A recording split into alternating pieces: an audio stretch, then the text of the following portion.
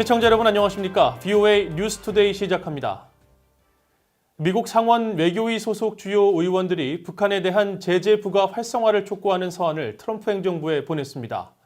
최근 북한과 이란, 중국, 러시아 등 8개 나라가 신종 코로나 바이러스 대응에 지장을 준다며 제재 해제를 요구했는데 의원들은 중국과 러시아에 대한 제재 압박을 더 높여야 한다고 강조했습니다. 첫 소식 이조은 기자가 보도합니다. 미국 상원 외교위원회 동아태 소위원장인 공화당의 코리 가드너 의원과 민주당 간사인 밤 메넨데즈 의원은 이를 트럼프 행정부에 북한의 위협이 점증하고 있다는 서한을 보냈습니다. 마이크 폼페오 국무장관과 스티븐 무누신 재무장관에게 보낸 이 서한은 미북 비핵화 협상이 교착된 상황에서 북한은 지난해 26차례의 단거리 미사일 발사를 감행하면서 1년 만에 유엔 안보리 결의를 가장 많이 위반했다고 지적했습니다. 또 북한은 지난 3월에도 미사일 발사를 하며 11건의 안보리 결의를 위반했다면서 이런 북한에 대한 미국 대응의 문제점을 지적했습니다. 북한의 제재 위반에 대한 미국 행정부의 관여와 유엔 내 지도력, 독자적 제재 부과가 줄었다면서 국무부와 재무부는 시급한 우선순위로 북한에 대한 미국과 유엔의 제재 집행에 나서라고 촉구했습니다. 두 의원은 이어 북한의 사이버 활동과 관련한 최근 재무부의 제재 조치는 긍정적이라면서도 북한의 사이버 제재 회피 규모에 비례하지 않는다며 지속적인 제재 부과를 요구했습니다. 그러면서 중국과 러시아에 대한 압박을 강조했습니다. 북한의 비핵화 협상 복귀를 제대로 압박하려면 중국과 러시아를 압박해야 한다며 꾸준히 제기해온 제3자 제재를 다시 거론했습니다. Clearly, China has lessened their sanctions, has, I think, loosened up trade with North Korea. Russia has done the same thing. So I continue to believe we should pass the LEAD Act and do more to sanction those actors in China and Russia who are responsible for trade or violations of sanctions. 의원들은 북한의 미사일 발사에 대해 트럼프 행정부는 거의 책임을 묻지 않아 오히려 위험한 신호를 보냈다면서 트럼프 행정부의 강력하고 지속적인 규탄과 미국과 동맹국들의 추가 억제 조치가 없다면 북한은 탄도미사일 역량을 계속 확대할 것이라고 우려했습니다. 또 북한의 중단거리 미사일 실험도 허용하면 장거리 미사일 개발로 미국과 동맹국 안보에 해가 될 것이라고 지적했습니다.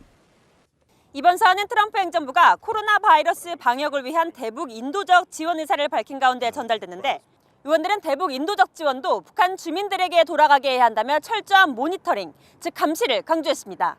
VOA 뉴스 이존입니다.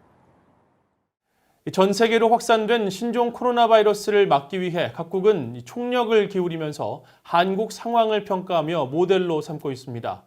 초기 방역 실패로 급속히 확산된 코로나 사태를 그나마 이 정도로 막아내고 있는 것은 최일선에서 사투를 벌이고 있는 한국 의료진들의 헌신이 있기 때문이라는 평가가 나옵니다.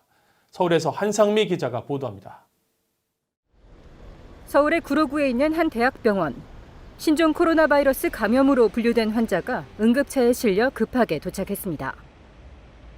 방역복을 입은 의료진이 신속하게 움직입니다. 이 병원의 감염내과 전문의 윤진구 교수는 일반 환자들과 엄격하게 분리된 특별 진료 구역에서 환자를 살피고 있습니다. 여기는 이제 전실이고요. 그 안쪽이 이제 진료 구역이고 이제 안에 환자분이 계시고요.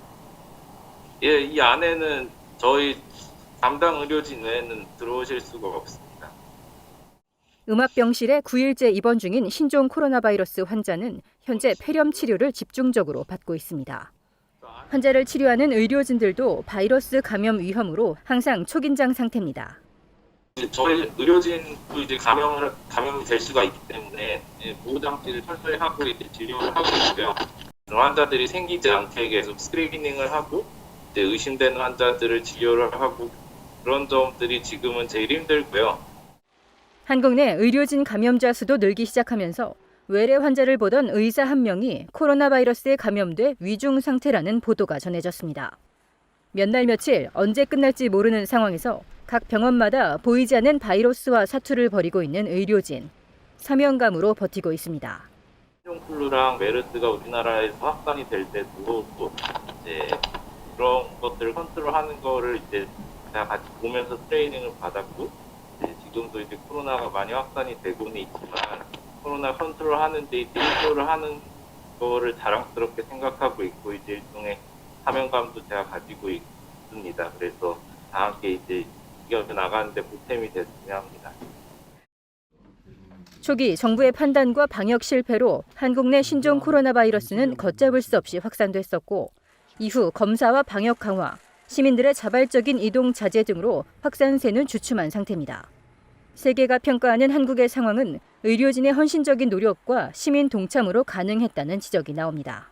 의료진 분들은 사실 직접적으로 코로나19를 상대하는 분들인데 의심이 되는 분에 그러니까 검사를 하는 것만 해도 사실 방호구라든지 마스크라든지 이런 거 갖추고 굉장히 힘든 상황에서 검사를 실시하게 되거든요. 하지만 안심할 단계는 아닙니다. 한국 내 누적 확진자 수는 이제 1만 명에 이르고 사망자 수도 170명을 넘기는 상황에서 해외발 입국자들과 소집단의 감염은 지속되고 있습니다. 전문가들은 지난 2달간 한국에서 40만 건에 달하는 검사가 이뤄졌다며 이는 의료진들의 적극적인 대처가 있었기에 가능한 것이라고 밝혔습니다. 서울에서 VOA 뉴스 한상미입니다. 로버트 에이브럼스 주한미군 사령관은 신종 코로나 바이러스 확진자가 없다는 북한 주장을 받아들이지 않는다며 북한 내 발병 가능성을 다시 거론했습니다. 에이브럼스 사령관은 지난 2일 BOA와 CNN 두 언론사와 함께한 인터뷰에서 북한은 코로나로부터 자유롭다는 북한 측의 주장은 불가능한 주장이라면서 관련 정보와 분석 방법을 공개할 수는 없지만 지난 2월부터 3월 초까지 북한군이 봉쇄 상태였다는 점 등 북한의 지난 30일간 행동들을 통해 관련 내용들을 알 수 있다고 밝혔습니다. 또 북한이 코로나 확산을 막기 위해 국경 이동 제한과 접경 지역 통제 등의 매우 엄격한 조치를 취했다는 점도 문제의 근거로 들었습니다. 미국 국무부가 신종 코로나 바이러스 감염증 확산으로 북한 등 권위주의 국가에서 종교적인 이유로 수감된 사람들이 더 큰 어려움을 겪고 있다며 이들을 즉각 석방할 것을 촉구했습니다. 샘 브라운백 국무부 국제종교자유 담당 대사는 2일 기자회견에서 세계적으로 수십만 명이 자신의 종교를 평화적으로 지키려 했다는 이유만으로 수감돼 있다며 이들에 대한 즉각적인 석방을 요구한다고 밝혔습니다. 브라운백 대사는 특히 종교적 양심수와 소수민족을 억압하는 권위주의 정부 아래 수감돼 탄압받는 이들은 신종 코로나 바이러스 확산으로 건강과 안전에 더욱 위협을 받는 상황에 놓여 있다며 많은 종교적 양심수를 수감하고 있는 북한과 러시아, 중국, 이란, 인도네시아 등의 수감자 석방을 거듭 촉구했습니다. 지난해 7월 북한에 억류됐다가 9일 만에 풀려난 호주 유학생 알렉 시글리 씨가 북한 당국이 자신을 신문하며 총살 위협을 가하고 매일 자백서를 쓰라고 강요했다고 밝혔습니다. 북한 김일성 대학 석사과정에 있었던 시글리 씨는 1일 영국 가디언에 실린 기고문을 통해 자신이 북한에 억류됐던 상황을 공개하면서 이 같은 위협을 받았다고 밝혔습니다.